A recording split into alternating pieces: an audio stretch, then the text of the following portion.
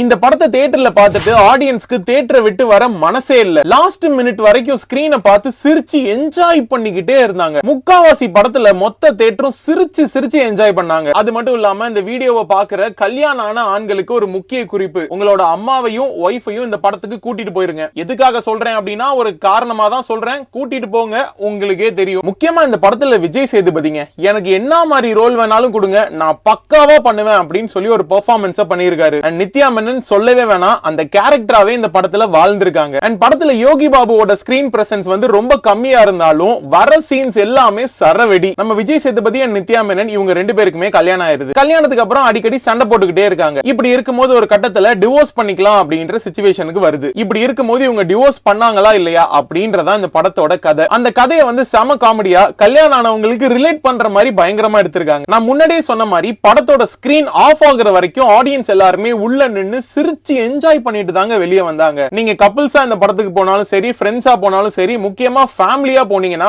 வேற லெவல்ல என்ஜாய் பண்ணலாம். நான் மறுபடியும் சொல்றேன், நீங்க சிரிச்சு சிரிச்சு என்ஜாய் பண்ற மாதிரி ஒரு படத்தை பார்க்கணும் அப்படின்னா தலைவன் தலைவியை தியேட்டர்ல பார்த்து என்ஜாய் பண்ணுங்க.